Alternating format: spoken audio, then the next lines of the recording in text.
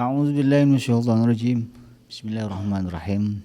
Assalamualaikum warahmatullahi wabarakatuh. Alhamdulillahirabbil alamin wa bihi nasta'in ala umuri dunya waddin wassalatu wassalamu ala asrafil anbiya'i wal mursalin sayyidina Muhammadin wa ala alihi wa ashabihi ajma'in. Ya alim Allahumma alimna ma yanfa'una wa anfa'na bima 'allamtana wa zidna ilma wa arina al-haqqa haqqa warzuqna ittiba'ah wa arina al-batila batila warzuqna jatinabah. Rabbana zidna ilman warzuqna fahman warizqan thayyiban wa amalan mutaqabbalan ya ghafur rabbana innana amanna faghfir lana dzunubana wa qina adzabannar. Amma ba'd. Alhamdulillah, segala puji dan syukur adalah milik Allah, Tuhan semesta alam yang telah menciptakan kita. Dan karena rahmat dari Allah kembali kita berjumpa di channel iDream TV dalam program Hikmah, himpunan kisah dan motivasi hidup, di mana insyaallah kita akan kembali mempelajari berbagai hal dalam kehidupan kita untuk kemudian kita ambil hikmah, ambil pelajaran supaya kita bisa memperbaiki segala kekurangan yang ada dalam diri kita dalam rangka meningkatkan kualitas iman dan takwa kita kepada Allah. Upaya kita untuk menyempurnakan iman, menyempurnakan takwa, ini harus terus kita lakukan. Sehingga nanti ketika meninggalkan alam dunia ini, kita menjadi mukmin muttaqin,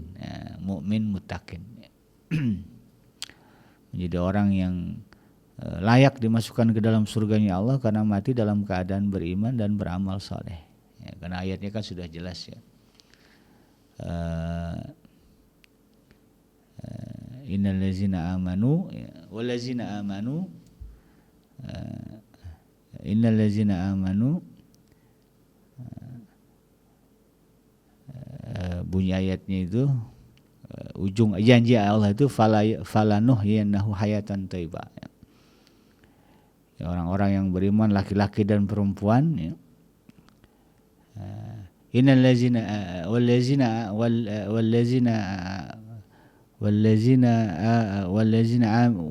ya'maluna shalihat wa huwa mu'minun falanuhyiyannahu hayatan thayyibah. Kurang lebih begitu bunyi ya, tapi saya rasa tidak tepat ya apa yang saya baca tadi. Tapi yang saya ambil itu ujung ayatnya disebutkan di sana falanuhyiyannahu hayatan thayyibah, bahwa orang-orang yang mengerjakan perbuatan baik man amila salihan min zakarin aw unsa, baru ingat man amila salihan, siapa yang berbuat baik min zakarin aw unsa wa huwa mu'minun, baik laki-laki dan perempuan, dan dia adalah orang yang mukmin, falanuhyiyannahu hayatan thayyibah, maka kami akan memberikan kepada mereka penghidupan yang baik. Di dunia kehidupan kita semakin baik, dan di akhirat kehidupan kita juga makin juga baik gitu kan. Maka disitulah pentingnya kemudian kita selalu memperbaiki, menyempurnakan kualitas iman dan takwa kita kepada Allah Subhanahu wa taala. Tidak lupa kita baca salawat dan salam, Allahumma shalli ala sayyidina Muhammad wa ala ali sayyidina Muhammad. Assalamualaikum ayuhan nabi warahmatullahi wabarakatuh. Semoga Allah terima salawat dan salam yang kita baca dan dilimpah curahkan kepada para nabi, para rasul, wabil khusus Rasulullah Muhammad sallallahu alaihi wasallam. Dan semoga kita termasuk ke dalam kelompok orang yang akan berbahagia nanti ketika berjumpa dengan Allah di yaumul mahsyar, dijauhkan dari siksa api neraka, dimasukkan ke dalam jannah, dan dipertemukan dengan Rasulullah sallallahu alaihi wasallam. Insyaallah, amin ya rabbal alamin. Sahabat iDream yang dirahmati Allah, dimanapun Anda berada, di dalam kesempatan kali ini di program Hikmah saya akan mengangkat tema itu membahagiakan keluarga karena Allah. Keluarga merupakan amanah yang Allah berikan kepada kita kaum lelaki. Jadi konteks ayatnya ini berbicara kepada kaum lelaki yang statusnya adalah kepala rumah tangga. Ibu tunggal gimana ya? Kalau memang ya dia menjadi kepala rumah tangga ya kena juga gitu ya, pasal ini gitu ya. Bahwa Allah Subhanahu wa taala mengamanahkan keluarga kepada kita. Kita sebagai ayah atau kita sebagai ibu gitu ya, atau sebagai istri. Ya, di mana keluarga ini ya, karena dia amanah ya, atau tanggung jawab yang sebetulnya ya awalnya dari kita juga ya, kan kita nikah ya, kemudian nikah bercampur dengan istri ya, ya jadinya punya anak begitu kan. Kalaupun nggak punya anak kita sudah bertambah anggota keluarga baru gitu kan dari keluarga istri gitu kan. Kita jadi punya mertua ya, kita punya ipar, itu semua kan keluarga. Itu konsekuensi dari pilihan kita. Kita yang mengambil amanah itu. Itu kan dengan menikahi seorang wanita atau menikahi seorang laki-laki. Maka kalau sudah terbentuk keluarga ya kita nggak bisa ngelak, nggak bisa ngindar bahwa ini adalah amanah yang harus kita pikul, amanah yang harus kita pertanggungjawabkan di hadapan Allah Subhanahu wa taala. Sehingga kemudian ya, ada satu ayat di dalam surah surah Abasa ya. Fa idza ja'atis shakhah, kalau dah datang ya, kedahsyatan hari kiamat ya. Fa idza ja'atis shakhah yauma yafirul mar'u min akhihi, ya, maka pada hari itu larilah ya, ada orang yang lari dari saudaranya. Yauma yafirul mar'u min akhihi wa ummihi wa abihi, bahkan dia lari dari ibu dan bapaknya, wa sahibatihi wa banihi, bahkan dia lari dari istrinya dan anak-anaknya. Jadi ada kepala-kepala keluarga yang kemudian tidak mau ketemu dengan keluarganya. Kenapa? Karena dia sadar ketika di alam dunia dia mengabaikan tanggung jawab sebagai kepala keluarga. Ya, sehingga dia khawatir keluarga itu akan menuntut kepada Allah dan itu menyebabkan dia mendapatkan siksa dari Allah Subhanahu wa taala. Ya, jadi kalau berani berkeluarga maka harus siap memikul tanggung jawab gitu. Dan kalau kita perhatikan ya demikianlah yang dicontohkan oleh para nabi dan para rasul. Dari mulai misalnya Nabi Allah Adam alaihissalam ya, bagaimana beliau membesarkan anak-anaknya ya, dan menjadi penengah ketika terjadi konflik antara Habil dan Qabil begitu kan. Ya, selain Qabil itu anak-anak Nabi Adam itu soleh semua. Ya, Qabil aja yang agak melenceng jalannya sehingga dia kemudian membunuh Habil. Yang lainnya baik, menjadi soleh. Ya. Bahkan melanjutkan risalah kenabian Nabi Adam alaihissalam sampai datangnya Nabi Nuh. Nabi Nuh saking bertanggung jawabnya dengan keluarga. Ya, ketika mendapati kenyataan bahwa istrinya ya, dan anaknya tidak mau masuk ke dalam kelompoknya, ya tidak mau menyeru memenuhi seruannya, bahkan memilih untuk berada di pihak yang memusuhinya gitu. Nabi Nuh sampai berdoa kepada Allah ya, supaya kemudian menyelamatkan anaknya. Tapi kemudian itu ditolak oleh Allah Subhanahu wa taala dengan mengatakan keluarga kamu yang sesungguhnya adalah yang ada di dalam kapal kamu itu. Orang-orang yang beriman. Nah, itu. Ya, bukan dia darah dagingmu yang kemudian mengingkari risalah dakwahmu. Nabi Nuh ya sampai sedemikian. Dari Nabi Nuh turun ke bawah Nabi Lut. Nabi Lut juga sama ya, punya istri, punya anak, punya keluarga. Dalam ceritanya juga sama ya, Nabi Nuh juga berharap ya keluarganya selamat semua. Maka ketika diperintahkan untuk meninggalkan kota Sodom ketika itu ya, itu Nabi Nuh ya, dia diajak termasuk istrinya, cuman istrinya ya, udah dipesenin jangan nengok ke belakang, nengok juga ke belakang. Akhirnya kemudian diazab oleh Allah. Walaupun ya istrinya itu ya, Nabi Nuh tahu dialah yang membocorkan ya keberadaan tamu-tamunya itu kepada kaumnya Nabi Lut yang memang ketika itu yang mayoritasnya homoseksual. Istri yang ngasih tahu ada di rumah saya tamunya. Tapi walaupun tahu pengkhianatan istrinya, kan disebutkan ya istri Nabi Nuh dengan istri Nabi Lut itu adalah pengkhianat ya di dalam surah Tahrim ya, fakhanatahuma. Ya, maka keduanya mengkhianati, ya, berkhianat kepada suami masing-masing. Tapi Nabi Nuh tetap yang ajak, ayo kita keluar dari sini ya, biar selamat. Itu tanggung jawabnya. Nabi Ibrahim juga sama ya. Beliau punya 2 istri, ya, dua-duanya beliau tanggung, betul-betul bertanggung jawab ya kepada keluarganya. Sampai lahir Nabi Ismail, lahir Nabi Ishak. Dari keduanya kemudian lahir orang-orang saleh. Bahkan kalau Nabi Ibrahim itu ya mendapat kenyataan ayahnya ya durhaka kepada Allah, dia meminta kepada Allah sampai supaya ayahnya ini keluarga dia berarti kan, supaya kemudian beliau ya ayahnya ini dimasukkan ke dalam surga, diampuni dosa-dosanya. Tapi itu Allah tolak. Ya. Apalagi kalau kita lihat Nabi Muhammad ya, istrinya lebih dari 1 ya, lebih dari 4, dan beliau betul-betul ya, memastikan keluarganya ya, adalah keluarganya akan juga berkumpul di surganya Allah Subhanahu wa taala, tidak ada yang tertinggal ya.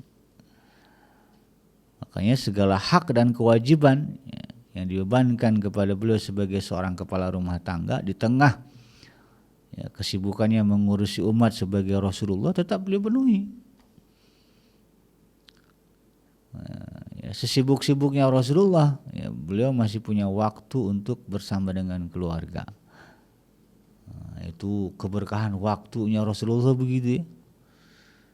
Kadang kita ada yang merasa sempit dengan waktu sehingga kita merasa tidak punya banyak waktu untuk keluarga kita. Ya, karena apa? Karena ya kualitas kehidupan kita tidak mendatangkan keberkahan dari Allah. Kalau hidup kita diberkahi Allah, maka waktu yang kita miliki juga akan diberkahi Allah. Maka kita akan punya waktu juga nanti untuk ngurusin keluarga. Ya. Walaupun ya, kita juga sibuk cari nafkah. Ini yang benar kita harus pahami. Dan semua yang dilakukan oleh para nabi dan para rasul ya terhadap keluarga mereka ya dalam konteks membahagiakan keluarga mereka, itu semua dilakukan karena kecintaan para nabi dan para rasul kepada Allah Subhanahu wa taala. Dasarnya adalah karena libtiga'i mardatillah, untuk mencari keridhaan Allah Subhanahu wa taala. Jadi ini sebetulnya menjadi pelajaran bagi kita bahwa kita juga harus seperti itu dengan keluarga kita. Kita harus menjadi pribadi yang betul-betul mendatangkan manfaat dan maslahat bagi keluarga kita sehingga keluarga kita merasa bahagia dengan kehadiran kita. Dan orang yang hidupnya prinsip hidupnya adalah mencari keridhaan Allah, dia tidak mungkin kemudian mengabaikan keluarganya atau kemudian menelantarkan keluarganya, atau kemudian mengabaikan keluarganya sehingga dia asyik dengan dirinya, itu tidak mungkin. Allah pasti akan mengingatkan dia tentang keluarganya. Dulu ada sahabat ya, Abu Dzar Al-Ghifari. Prinsipnya ya setelah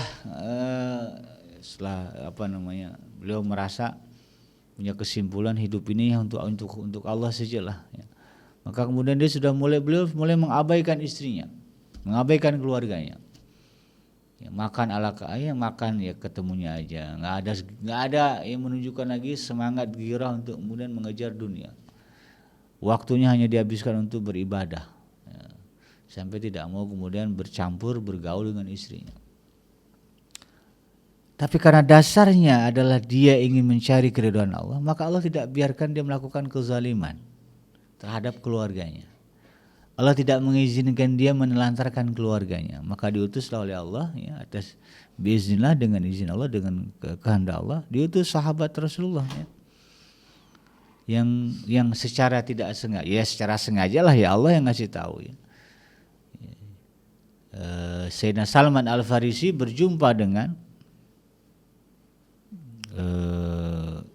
istrinya ya, jadi dilihat istrinya kusut gitu ya, nggak memperhatikan dandanannya lagi gitu kan, dan dalam pandangan Sayyidina Salman ini pasti ada masalah.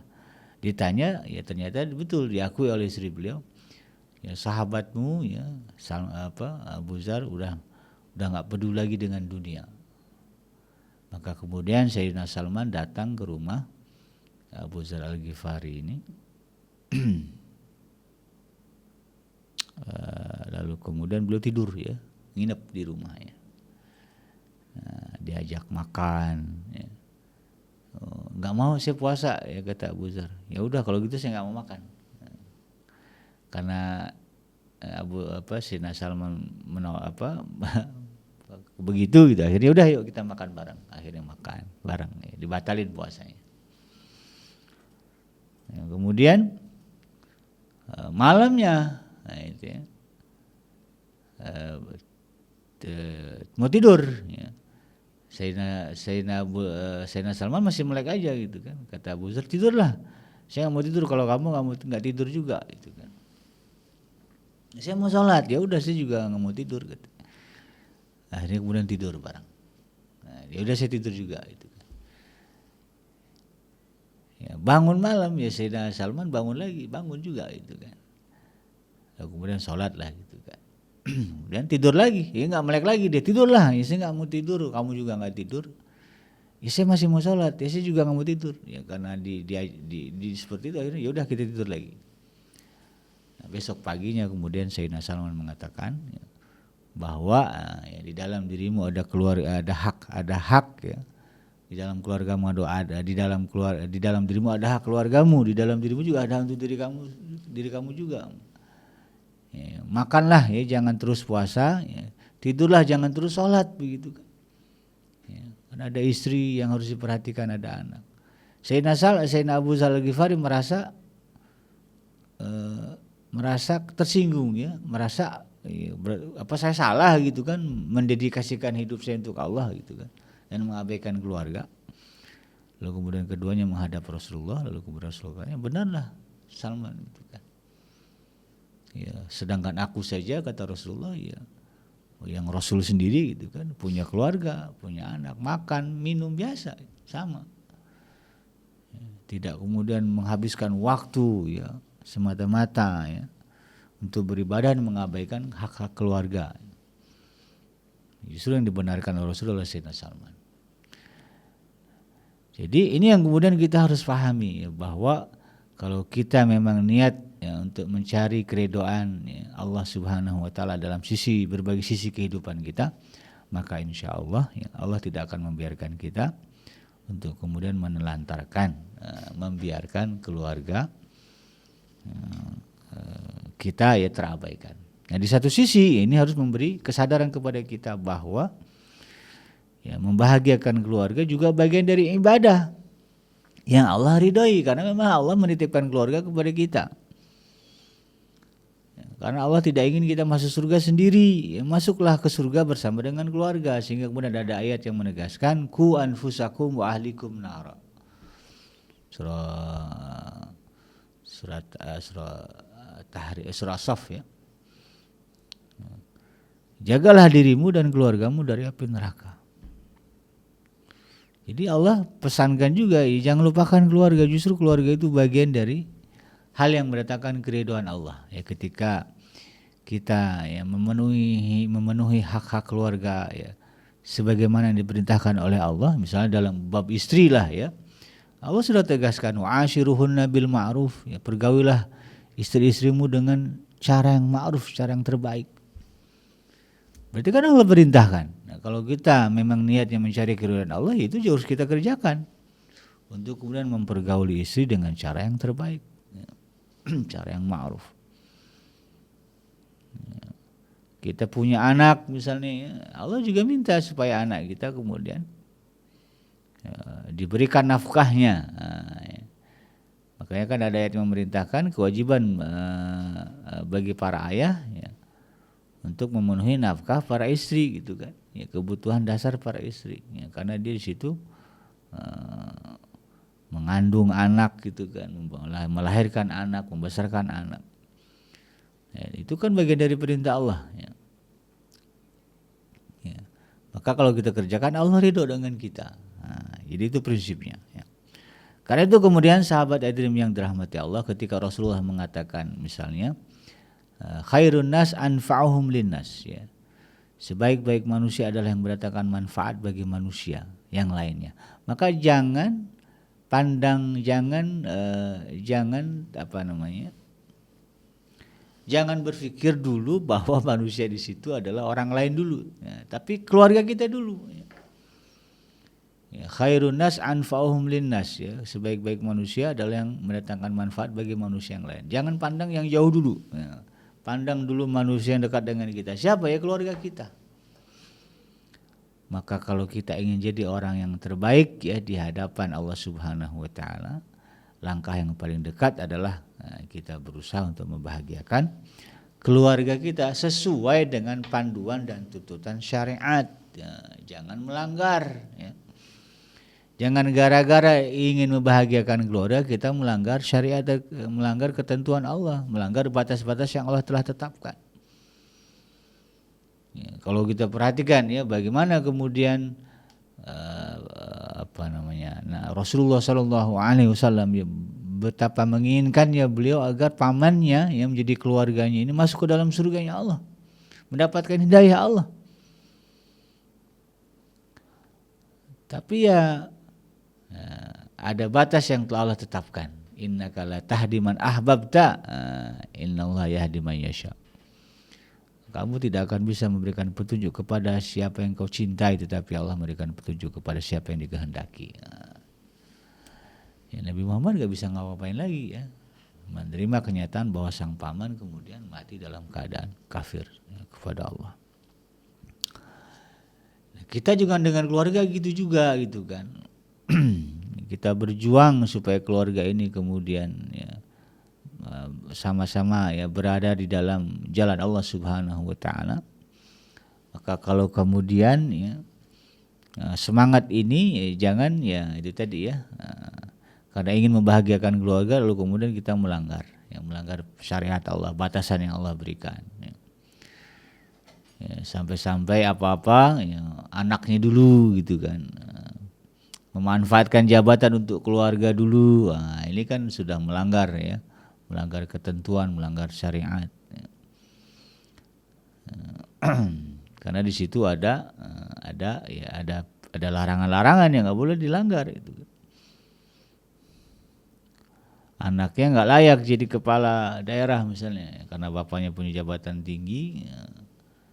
Lalu kemudian dipaksakan ya, dirubahlah aturan-aturan supaya anaknya naik. Ini kan jelas ya, jelas melanggar ketetapan syariat. Ya nggak boleh begitu ya. Jadi bahagiakan keluarga tetap mengikuti garis yang telah ditetapkan oleh Allah Subhanahu wa taala. Halal haram harus kita perhatikan. Nah, di sini pentingnya kita belajar agama ya, supaya tahu ini boleh, ini nggak boleh. Karena kalau kemudian yang haram-haram yang dilarang oleh Allah Subhanahu wa taala kita langgar atas nama ingin membahagiakan keluarga, ini jadi masalah nanti. Itu nanti yang kejadian itu ya. Kita tidak akan mau ketemu dengan keluarga kita karena kita mengumpulkan dosa ya karena mereka gitu ya. Nah, di sini ya ada beberapa hal yang harus kita perhatikan ya dalam konteks membahagiakan keluarga karena Allah. Yang pertama ya, miliki misi bersama dengan keluarga dalam kehidupan ya. Ya, sehingga adalah ya hal-hal yang jelas ya menjadi orientasi di dalam keluarga kita. Ya, bagaimana kita menumbuhkan cinta ya di dalam keluarga ya. Ya, cinta dengan pasangan kita jaga sehingga kemudian jauh ya dari perselingkuhan, perzinahan, naudzubillah ya. cinta dengan anak, sehingga kemudian kita bisa membesarkan anak dengan memenuhi hak-haknya tanpa kemudian mengurangi hak-haknya, sehingga tidak ada anak yang merasa diabaikan. Lahirlah nanti keluarga-keluarga anak-anak yang broken kalau misalnya diabaikan. Kita tidak begitu ya, kita berusaha untuk kemudian memenuhi cinta ya, di dalam merawat anak-anak kita dan menjaga ketentraman dan kasih sayang ya. Itu misinya ya, bagaimana keluarga itu ya, dibangun atas dasar ya mawaddah warahmah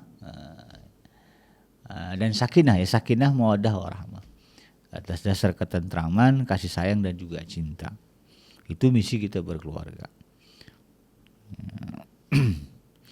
Kemudian juga harus diingat ya bahwa ada hak-hak yang wajib ditunaikan terhadap pasangan kita, apakah suami, apakah istri ya, dan juga keluarga kita ya. Bukan hanya kita menuntut dia melakukan kewajibannya. Jadi harus balance lah gitu ya. Istri memang ya menuntut ya, punya hak untuk menuntut kepada suami, tetapi jangan menuntut aja ya. Suami disuruh kerja, pergi seharian, pergi pagi pulang sore itu. Tapi kewajibannya sebagai seorang istri ya, kemudian diabaikan. Nah, nanti yang ada konflik. Jadi ketika suami kita pergi mencari nafkah, maka kita harus memastikan ya diri kita selamat di rumah, dia tidak berkhianat, ya, tidak curang. Kemudian kira-kira kalau suami pulang ya suami tidak merasa tidak merasa jenuh ya, karena di rumah, di tempat kantor ada banyak masalah, di rumah banyak masalah ya, masalah rumah berantakan ya, masalah anak nangis melulu gitu. Nah, istri nggak boleh gitu. Istri harus memastikan ketika suami pulang ya rumah dalam keadaan rapi ya, makanan untuk suami tersedia gitu ya, sesuai yang dia berikan ya. Kalau dia ngasihnya ya cukup untuk makan tempe ya tempe aja lah, cukup untuk beli daging ya daging gitu. Jangan budgetnya buat beli daging ya, tapi karena pengen beli skincare mahal gitu kan, akhirnya dikurangin jadi budgetnya tempe. Suami bisa ngamuk gitu ya. Ya intinya antara hak dan kewajiban masing-masing harus balance, seimbang ya. Suami kalau mau nuntut haknya sebagai suami kepada istri, harus sadar dulu, saya udah penuhi belum kewajiban saya. Kewajiban nafkah uang nafkah materinya ya, pakaiannya rapi apa enggak, kita beli skincare-nya cukup apa, mengkilat apa enggak itu, makannya jajannya cukup apa enggak. Jangan sampai kemudian kita menuntut kewajiban, istri melakukan kewajibannya sementara hak dia kita tidak maksimalkan gitu ya. Yang ada nanti berantem ya. Istri juga sama ya, ketika dia minta hak kepada suami, sadari dulu ya, saya sudah penuhi belum kewajiban saya sebagai seorang istri. Anak juga sama ya, anak-anak yang sudah mulai bisa berpikir ya, sudah beranjak remaja ya, jangan cuma bisa minta ke orang tua tapi kemudian mengabaikan kewajiban ya, berbakti kepada orang tua. Bisa cuma telepon, mah transfer, pak transfer uang ini, tapi kemudian nggak pernah ya mau tahu ya apa yang disukai oleh orang tuanya, apa yang tidak disukai oleh orang tuanya terhadap dirinya, hidup semaunya. Nah, ini nggak benar ya. Kemudian menepati apa yang telah dijanjikan ya, kepada Allah Subhanahu wa taala ya, secara umum ya, bahwa kita ya, dengan menjadi seorang muslim ya, kita berjanji kepada Allah supaya kita menjadi suami, ayah, menantu ya, dan yang sesuai dengan konsekuensi dari akad nikah yang telah diakadkan ya, dengan janji suci ya. Karena kita nikah itu pakai syahadat ya, asyhadu alla ilaha illallah, bersaksikan itu. Nah, ini kan bukan main-main. Nah, itu kita janji kepada Allah bahwa kita akan menjadi kepala rumah tangga yang baik ya, bagi istri dan anak-anak kita ya, bagi ayah dan juga mertua kita, ya, bagi orang tua kita dan mertua kita. Maka penuhi itu, ya, jangan justru kemudian berantakan, ya. Banyak konflik, banyak pertikaian di dalam rumah tangga.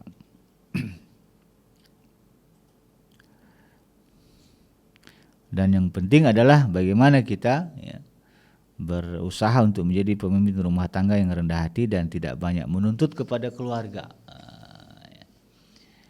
Karena pada dasarnya, ya, kalau kita lihat Nabi Muhammad SAW, walaupun beliau istrinya banyak, walaupun punya asisten pribadi, ya, yang membantu meringankan pekerjaan, tetapi Rasulullah tidak bergantung kepada mereka. Rasulullah tidak banyak menuntut kepada keluarga, istri atau asisten pribadi atau anak-anak untuk melakukan ini itu untuk beliau, tidak. Makanya Nabi itu, ya, kata istri-istri beliau, ya, sering terlihat kemudian memperbaiki, ya, sendalnya yang rusak, bajunya yang koyak, itu Rasulullah jahit sendiri. Bahkan Rasulullah tidak segan untuk kemudian mengambil makanan, minuman, ya, tanpa perlu dihidangkan. Kalau istrinya bisa menyediakan, beliau ya dengan suka hati. Itu bagian dari menunjukkan kemesraan. Apa yang dihidangkan istrinya, ya, beliau terima. Kalau dia istrinya sibuk sendiri, ya Rasulullah, atau dia sedang sibuk, ya Rasulullah kemudian tidak menuntut. Ya kalau saya pulang semua, ya enggak. Ya. Rasulullah itu juga tidak malu untuk kemudian membantu pekerjaan rumah tangga, menggiling tepung gitu kan, ketika di rumah. Karena pada dasarnya itu tadi, ya, beliau adalah pribadi yang rendah hati dan tidak, ya, suka menyusahkan orang lain. Nah, ini prinsipnya. Sebisa-bisa mungkin kita, ya, di rumah itu tidak menyusahkan keluarga. Kalau bisa kita kerjakan sendiri, kerjakan. Nah, ini pasangan juga, ya ini pasangan, ya, suami istri harus sadar. Kadang-kadang ada istri yang terlalu mengandalkan suami, ngangkat ini ngangkat itu, padahal kalau suami nggak ada dia bisa itu ngangkat. Ada suami disuruh-suruh, ya. Jangan suka nyuruh-nyuruh, ya. Kecuali memang nggak bisa ngerjain, ya. Dan nggak bisa ngerjainnya karena ada kesibukan yang memang tidak bisa ditunda. Nah, kalau cuman lagi lagi sibuk di medsos, ya abaikan itu, gitu, ya. Kecuali lagi masak, ya, kemudian anak nangis, ya nggak mungkin juga masak ditinggalin, barulah bang tolong si ade, nah, kan enak gitu. Suami juga tahu, oh istri lagi masak, pegang adiknya. Jangan sampai lagi leyeh-leyeh rebahan, ya, megang HP, anak nangis, bang tuh. Kalau tidak seperti itu prinsip, ya, seorang muslim mukmin yang disebut Allah, disebut Rasulullah khairun nas, ya, yaitu anfa'uhum linnas, yang mendatangkan masalah dan manfaat bagi orang lain. Kalau setiap pasangan punya prinsip begitu, maka insya Allah, ya, rumah tangganya seperti yang Rasulullah gambarkan itu, baiti jannati, rumahku seperti surga bagiku. Nah, ya. Itulah sahabat iDream, ya, kira-kira, ya, bagaimana upaya kita untuk membahagiakan keluarga karena Allah Subhanahu wa taala. Yang benar datangnya dari Allah dan yang salah semata-mata lahir dari kealfaan dan kehilapan saya pribadi. Saya bikinnya pamit undur. Hasbiyallahu la ilaha illa huwa alaihi tawakkaltu wa huwa rabbul arsyil azim. Subhanaka Allahumma rabbana wa bihamdika asyhadu an la ilaha illa anta astaghfiruka wa atubu ilaik. Walhamdulillahi rabbil alamin. Wassalamualaikum warahmatullahi wabarakatuh.